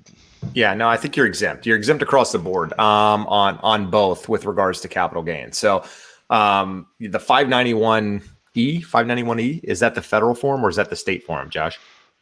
The one you fill out through escrow. I don't remember. Anyway, if you're exempt from the 500,000, it's exempt across the board. You're not going to get taxed on it at the state level. But talk to an accountant. How's that? I'm going to make it really just take myself out of it. But I just found here from the California Franchise Tax Board with my handy dandy Google, they have the same thing. 2 out of the last 5 says they conform to IRS rules and allow you to exclude up to a certain amount the gain you make on the sale of homes. So it's the same rules, and I would venture to say that most, if not all, states would also follow the federal guidelines. All right, Anna Marie Manis. Can I use my C Corp income plus my Schedule C income for mortgage application? Corp is more than 5 years in business. So go ahead. I was going to say, just remember, the 5 years is only relevant to the point of can we go with a 1-year tax return or not. Freddie Mac uses that 5-year timeline. Anything more been in business for more than 5 years, we only need 1-year tax return. Less than 5 years, we need 2 years. Fannie Mae leaves it up to their algorithm in their automated underwriting system to tell us whether they want 1 or 2 years. All right, awesome. If you guys didn't know, I'm sitting on the most uncomfortable stool you could possibly sit on to do this thing. It's a wooden stool. It's not like the old wooden, 4 like that. It does have 4 legs, by the way, because the 3-legged stool would be really, really hard to sit on. I guess it wouldn't if it were a triangle, but that's really getting weird here. Anyway, it's uncomfortable. So if I'm moving around a lot, we're at 1.5 hours here, and my ass is numb. How's Jeb, that? no one wants to hear about your uncomfortable stool. No? No. They're going to tune you out. But we didn't answer Anna Marie her question. Her first part of her question was the important part. Oh. Can you use your C Corp income plus your Schedule C income for mortgage application? You absolutely can. We have clients with 2, 3, 4, 5, 10 different businesses. As long as each one of them meets the guidelines for how long they've been in business and being valid qualifying income, you can use as many businesses as you have. Awesome. There you go. Let's see what we got here. So Hanya, Zargaran. Sorry, I just butchered that. This is like Hanya doesn't even want your answer anymore. He says, Listen, this I'm a guy can't numbers even get guy. my I'm a math name. I don't guy. care. I don't care what he thinks about my question. He Computer can't even get my science name major right. in college. I don't even know that I had to take an English class. Guys, English is poor. It's terrible. Anyway, what's the best way to find fixer uppers in California, especially with the current market? So that's a tough one. You almost have to find somebody that has a little bit of insight into the market. There are wholesalers out there, and there's this whole different dynamic going on in the market right now with regards to wholesaling properties and this thing. It's been around forever, but now it's become this mainstream thing. But what I would say is find an agent that maybe has some that does business in the market that you want to be in, and maybe they have some insight into properties coming up. There's not really an easy answer here to come across fixer uppers without doing marketing specifically for them. They're competitive. What I would say, if you're looking for a fixer upper and it's actually active on the market, it's going to have competition. There's a lot of people out there looking for the opportunities to redo properties, whether or not they're looking to flip them or occupy them. So you're going to have competition. So the best way to find these properties is to try to find them off market. And I wouldn't say there's an easy way to do it. Josh, you've done flips. What do you say the easiest way? So the simple answer, which is not simple, is direct to seller advertising. So you can you can do direct mail to sellers. You can go drive neighborhoods and look and find distressed properties and look up the owner and reach out to them, skip trace the owners. It's legwork, it's difficult, it's intensive, labor intensive, but what you said is 100% correct. Once it hits the MLS, the discounts for fixer-uppers in the current market are not appropriate for the amount of work that needs to be done. I would say people are overpaying more for fixer-uppers once you account for the volume of repairs that need to be done than they are paying for standard properties. So if you want to go out, it was interesting, Jeb, that you said wholesaler, because I would bet that there are wholesalers that are selling to a retail buyer who are saying, hey, if you want on my list, I know you're not looking to buy and flip homes, but there are a lot of properties that I look at and you're like, there's no margin in there. As a flipper, I can't make any money. But if you were a homeowner and you wanted to live in that neighborhood, that's an acceptable margin where maybe you end up with a 3 to 5 to 7% discount, and you get to put in your finishes and your selections for your hard work and legwork and extra cost of doing all that. But it's difficult. If the question behind the question there is, hey, I'd like to get into a property for below market prices, so I'm thinking of fixer uppers, it's a tough game. It's a tough game right now. Yeah. And here's what I would tell you is, if you're looking to occupy the property, talk to some, again, I'll go back to what I mentioned a moment ago, but kind of go a little bit deeper on it. Find an agent that does business in the market that you want to be in, and tell them what you're looking for. Because for me, for example, if I come across a property that needs a lot of work, the person wants to sell it at a discount because they understand the work needed. What I do is I reach out to people that I know that flip property, right? Josh, some other people that I know, and say, hey, listen, this is coming to the market. Come take a look at it. Let's put an offer. Let's put an offer together and see what makes sense, right? Typically, I'm not going out to the consumer trying to deal with the consumer per se on that level, because a lot of these properties, if they need cash to purchase them, and most home buyers aren't walking around with, here in Southern California, $5, $7, $800,000 in cash, right? In most cases. So if you're in that position, maybe just talk to some realtors, get on their list, and let them know if they come across anything that you're a potential candidate. We have a follow-up here. It's a statement, Rishi. not a question, but Covita Gray said that she works for a builder in Florida and they can't build houses fast enough. So the economics in the housing market are as hot in Florida as they are anywhere. And a lot of the demographics and things we talked about are strong there for continued growth. So Rishi said we hadn't picked up any of her questions today. So let's go back and find, because we're not done. Maybe we were saving your question for the last one, but now we're not. We're not going to do the last. We're going to make another one now. The funny thing is, Jeb, I was ready to push the button, and you led us down another path. But let's get back to the first one, because her first question, we're just going to go with this one. I don't know if this is the first one, but we're going to go with this one. Josh, how much should one save for closing cost? So we went through this a couple weeks ago, and we had a viewer in New York remind us that there are some states with very, very high closing costs. Rishi, if I remember correctly, you're in Washington State, very similar to California, Oregon, other escrow states.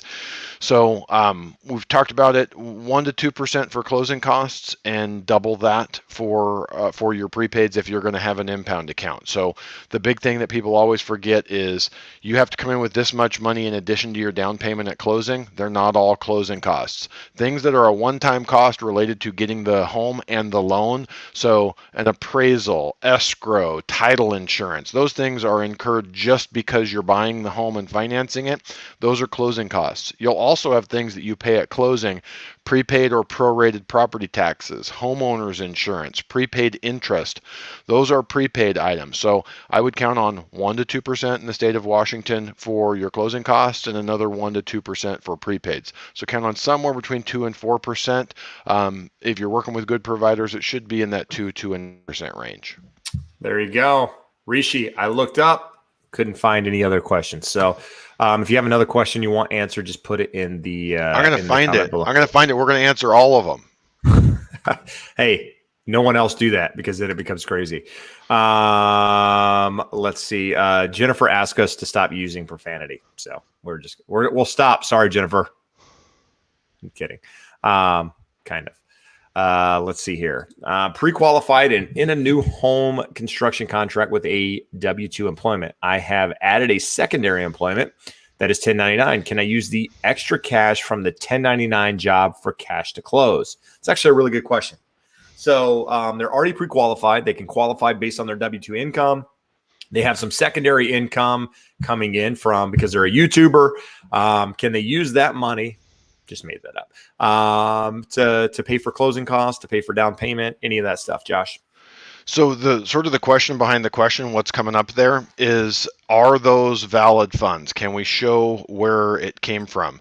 So if for the 1099 job, for Jeb's YouTube business, if he has a separate business account and that money is in that business account and it's been sourced and seasoned for 2 months and we can show Jeb owns the account, we can absolutely use it. The only way we would have a problem is if you have this second 1099 job that we don't know anything about. There's either a bank account with no activity and then a big deposit that goes into it, or this big check shows up for the 1099 business and it just goes into your account. As long as you can document it and can explain it. So why, I guess there's a secondary question that we need to answer. Why would a lender say you can't use those funds? Money's money, right? Their concern is that you might have borrowed it somewhere or otherwise got it in a way that could be hiding an undisclosed debt. So as long as you can show a valid reason why you came into possession of those funds and it was paid to you on a 1099 basis for a side job that you did, the lender's not going to concern themselves with the fact that you're going to pay taxes on it at some point. They're going to look at it and know, hey, Jeb had this much income from his side business last month and he didn't borrow it. It's not a gift from a family member. We can show that it's his funds. We can use it. All right. I'm going to answer one question. Josh, you can, if you haven't already, pull up charts on rates to get, because we're going to talk about rates here in just a minute. Nobody surprisingly has even asked the question. So but we're going to answer it anyway.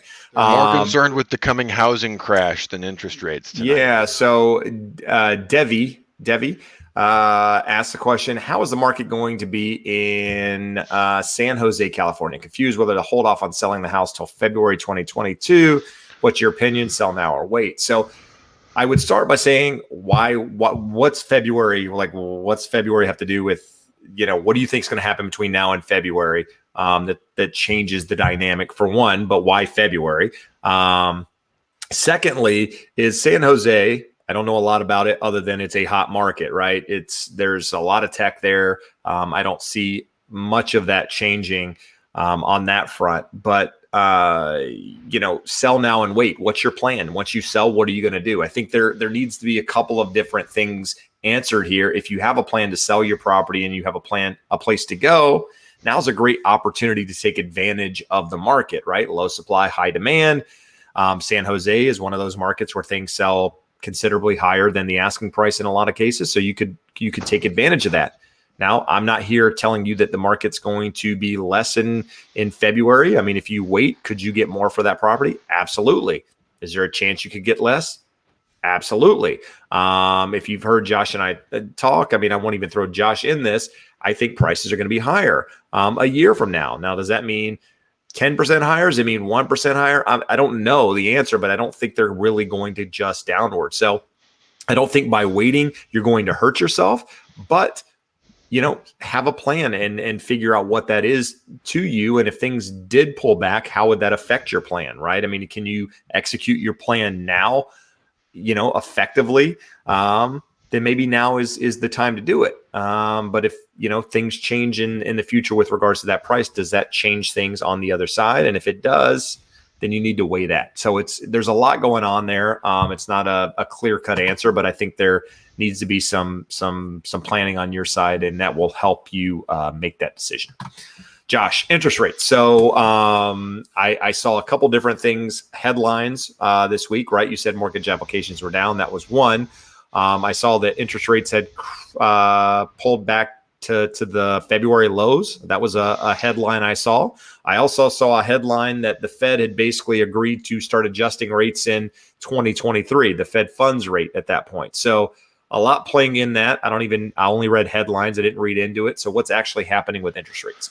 So the 10-year Treasury is at its best levels since February. Now, we actually started February close to the all-time lows on the 10-year and mortgage-backed securities. So we have some room to go before we get back to the best levels. But you and I have been saying this since last fall, when everyone falls back on their standard projection that rates are going to go back to normal. We're going to get a 4.5–5% rate. When rates start going up later in the year, the MBA said it. Everyone likes to quote every expert, the geniuses at Zillow, the geniuses of the Mortgage Bankers Association. We're going to be 3.5. We're going to be 3.75 by the end of the year. They're going to normalize.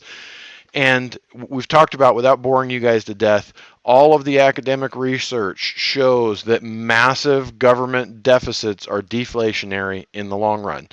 So what we're seeing is what is completely predictable, is that all of the borrowing last year to finance all of the stimulus and bailouts for COVID, they may have been necessary, but markets are looking forward and going, that is going to cause us to lose growth, have lower GDP, lower inflation going forward, and we're going to have long-term low interest rates.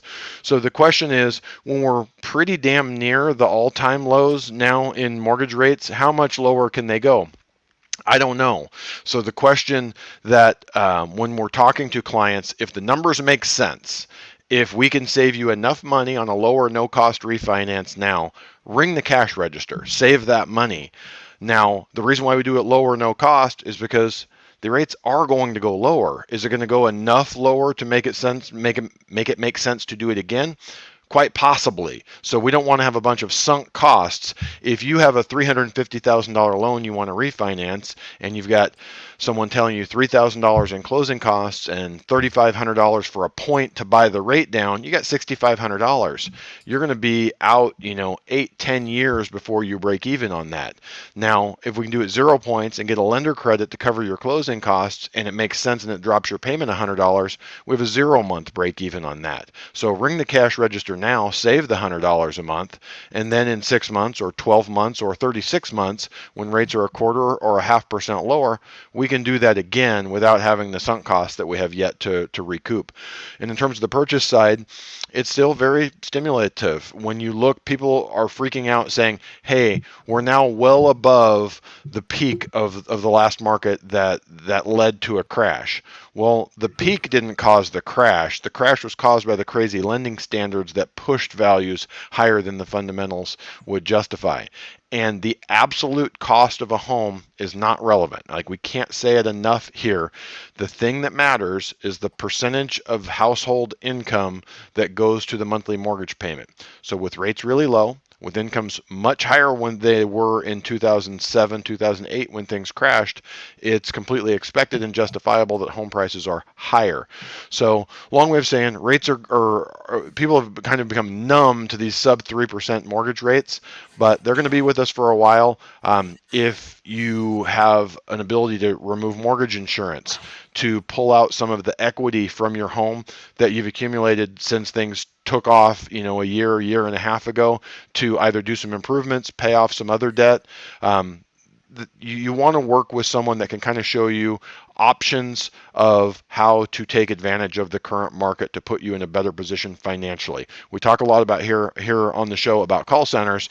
Their whole thing is, hey, you can skip 2 payments, nothing out of pocket, and we're going to lower your payment $50. Well, if you add $8,000 to your loan balance to accomplish all that, it's not necessarily moving you forward where you want to go. What Jeb does on this channel, what I do with my clients is we're trying to advise you how to acquire real estate and finance it optimally to get it paid off in as short a period of time and with as low a cost as possible. So it's important that you take into account, what are we doing with our loan term? What are we doing with our loan balance, and not adding a bunch of loan costs on there to save a little bit on a monthly basis. But long way of saying, interest rates are awesome, and a lot of people have opportunities, and you probably should be looking at it unless you have a rate, in the below the 2 3/4 level. All right. A couple things, questions have popped up that are good that I want to talk about here. But I did want to follow up to this one. So Devi came back and said she was looking at selling in San Jose, potentially waiting until February. I asked why, if you weren't here for that. She said sell and wait. When the market softens, we can buy again. After Labor Day, momentum is high. After Super Bowl, usually in February. So here's the thing. I've talked about this before. I've actually talked about it in videos. I've seen multiple people sell thinking that they had picked where the top was and thought that they were going to purchase at a lesser price. I know somebody that did that in 2019. Josh has several scenarios. I know several people that have sat on the sidelines waiting to pull the trigger, thinking that they know the market well enough. Whatever. It's a fool's game. And trying to pick the top or the bottom, don't do it. Find something you're comfortable with, mortgage payment wise, price wise, and pull the trigger. Trying to pull the top, trying to pick the top is crazy. It is. So if you think you're going to sell now and buy less in February, what happens if that doesn't happen?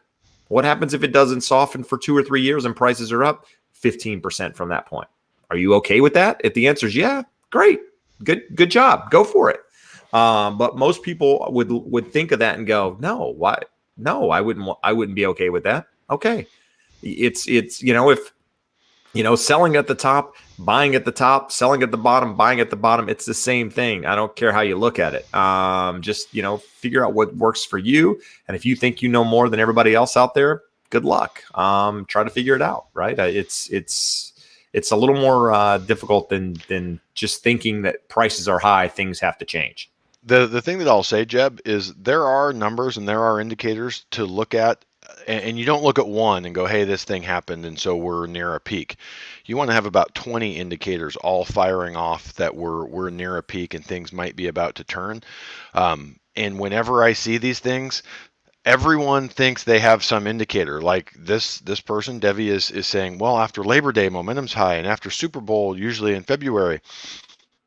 If you look in I believe we said she's in California, or she is in California. California, we absolutely have seasonality, but that doesn't mean that we have price dips based on that. We have volume seasonality, not price seasonality.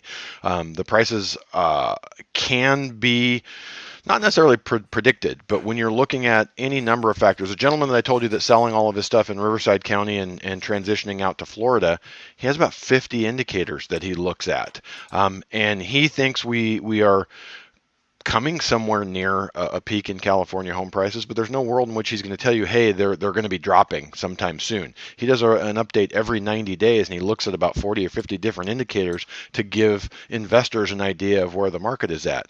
So long way of saying, whenever I get this question from someone on the phone, from an email, from someone here on YouTube, they've looked at one or two indicators and they think they know where the market's going. If you want to come armed with a binder of about 50 charts and tell me what you've seen historically, we can have that conversation. But based off of one or two numbers that you've handpicked to think there's going to be a dip that's going to allow you to come out ahead of the market, all I'm saying is if you think next February is a better entry point, there's nothing that's going to change that February would then be a good entry point.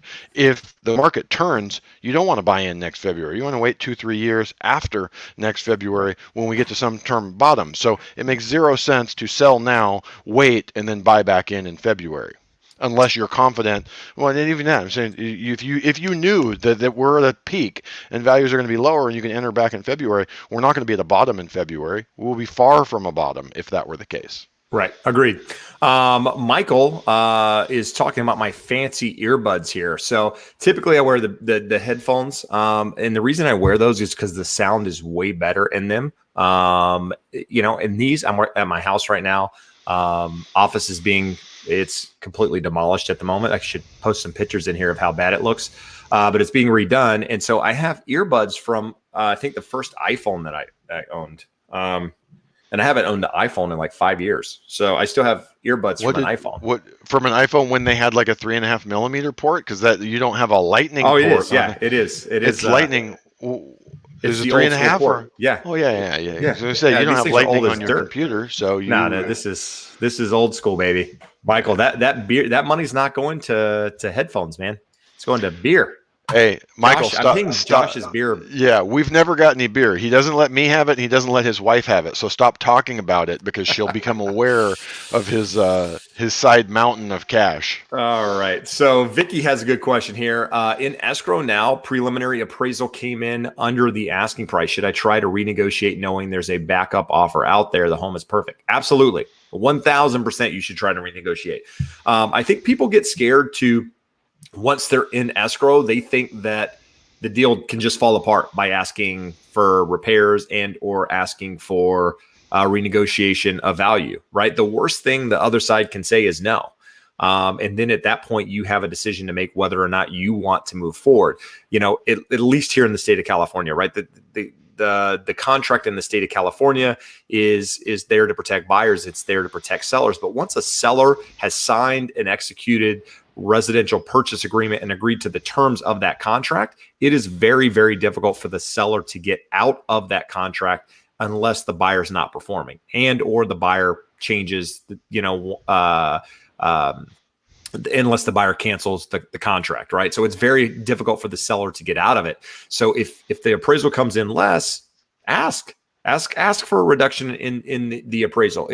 If you've agreed to purchase the property as is, and there's things that come up, ask. I mean, the worst the seller, the agent can say on the other side is no. But I will tell you that you've got way more leverage asking for those things once you're in contract than you do on from the standpoint of not being in contract. So again, the worst thing they can say is no. Best case is maybe there's some negotiation there. Maybe they meet you halfway. Who knows, right? I mean, it's an opportunity to have another conversation. People think the negotiation ends once you agree on the price. No, that is negotiation number one.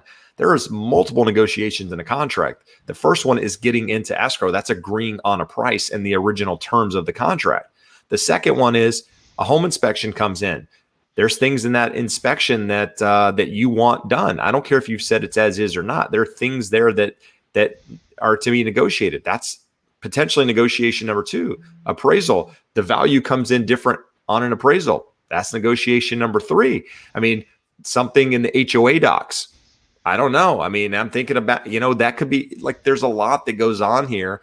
And so don't just take it at face value. Have a conversation and see if you can negotiate it. That would be my opinion of that. Anyhow, Anna and Elisa Dobos, how will the Delta variant influence the home prices? So this is something I mentioned yesterday on a video, and it's something that's kind of in the back of my mind a little bit. I don't know that it's going to have a direct impact at the moment, but what I could see happen, I mean, again, this would be like worst case scenario is that this thing takes on a life like the first one did. And, there's potential stay-at-home orders or potential, closure of businesses, that sort of thing, it could change the environment of the housing market again, right? It could get people, what happened the first time is that people were locked in their property. They were locked in their property. They were told that they couldn't go into work, or that they were now working from home. Kids couldn't go to school, so you had the kids at home. You had to work from home. You needed more space. You had people that lived in big cities like New York, San Francisco, that said, you know what? I don't want to be here. There's too much going on. I'm willing to relocate. Not only am I willing to relocate because I don't want to be in a big city with a lot of people with a virus, I can now work from home. I can work from anywhere. So there's all of these factors going in that added to housing, and and changed the dynamic at which people viewed housing. Inventory is starting to pick up a little bit. Could you see if this becomes a new thing that people are considering similar moves again? Absolutely. It's really hard to see how this thing plays out, because I think we're in the early stages of it, but we're already starting to see states do require mask indoors, that sort of thing. And so it's going to be, I wouldn't say interesting. It's a little bit scary to think that we could have some sort of setbacks with this whole thing. But I think if it does become one, it could put housing. I think we've seen the worst of where inventory will be with regards to housing. I don't think we'll go back to that level, but I think it could put, a strain on inventory again, and rates are going to remain low. So, Josh, what are your thoughts on that? I think the big thing, we've all seen this number. They're saying a 0.0007% death rate with this Delta variant. And when COVID first jumped off, none of us knew anything. And what was the fear? You're going to get it and you're going to die. And they were thinking 1 to 3% of the people that would get it would die. Well, we learned it was people with underlying conditions and the elderly. So for most of us, you're not at risk. And now they've learned in 18 months how to treat it. So you're not nearly as likely to get it. If you get it, 0.0007% means that you are 99.9997% or 3.9993% chance you're going to survive it. So I don't think you're going to see any of the panic. I'm here, was in Savannah today doing touristy stuff. And for the most part, everyone's going about life. Some people are wearing their masks. You go to the grocery store, a third of the people are masked up. There's just fatigue over this. People know people that have got it and recovered it. We know a lot of people that have got it and recovered it. The people that are super worried about it have vaccines, have been vaccinated. So it's just, the impact of it is going to be very muted relative to what we saw last year. The thing that's going to continue on, like Jeb, you talked about people being able to work remotely. So I'm here in Palmetto Bluff, South Carolina, and we stopped and talked to a guy who just built his home here in Palmetto Bluff. And he's like, I don't leave. He goes, because we asked, are most people here vacation homes? He goes, no, probably half of the people here live here full time, because a lot of them can work here. They don't need to go into work anymore. I talked to someone who vacations in Sarasota, and I'm like, Sarasota, Florida, it's kind of an old people area. They go, it was. Now a lot of people go, hey, I can live on the coast of Florida and don't have to be near a job. I can work remotely. So those things are going to be with us permanently. But for the most part, the market's adjusted, and I don't think a new variant here is impacting people much in one way or another. Answer that question for yourself. Do the people in your life, are they behaving differently based off of the emergence of this Delta variant? Not in my life. No, but where I could see it having an impact is shutting down open houses, doing some of that sort of thing again. Not allowing, because we're in California and things get taken to a completely different level. I was going to say only in blue states. The red states will be having open houses, and as long as the eye can see. Yeah, I think if you were in a state that had problems before, then you might see it again, but hopefully not. So anyway, guys, we've been here 2 hours answering questions. Would like to ask a favor. If you're watching it, you haven't done so already, hit the like button, subscribe to the channel if you haven't already. My email address is there. Josh's is there. If you're looking for a real estate agent, you're looking for a lender in California, we can be a great resource. But if you're also looking anywhere in the country, use that, and reach out. We're happy to put you in touch. A lot of you guys have reached out, and a lot of you have been put in touch with people and closed on properties. And I'm getting emails all the time thanking Josh and I for connecting you, and we're happy to do it, and making sure you're getting taken care of. So use that as a resource. If you don't have anyone Josh, anything you want to say other than hit the like button? I think that's a good way to end it. Just hit the like button. Let everyone know that Jeb is liked. Hardly. This is the most liked I've ever been in my life. You guys like me more than my wife. That's just crazy. That's a low bar. That's a low Yeah, bar. it really is. Anyway, guys, we will be back next Wednesday. Still won't be in our office because that was a delay. A 2-week remodel on the office, and they get it wrong by 50%. They need a third week. Not a day. Not a day. They don't need a day. They need a week. I believe it was the gold gilding you were having put on the walls in your office. The gold template faucet in the kitchen. I knew it. Yeah. I knew that was going to be a problem. They told me it would be here. Anyway, we appreciate you guys watching. Spread it, share it. Know anybody looking to buy or sell a house? Unlike COVID, spread it. We're going to be here wearing masks next week. Adios, people. Later. Yeah. Stop the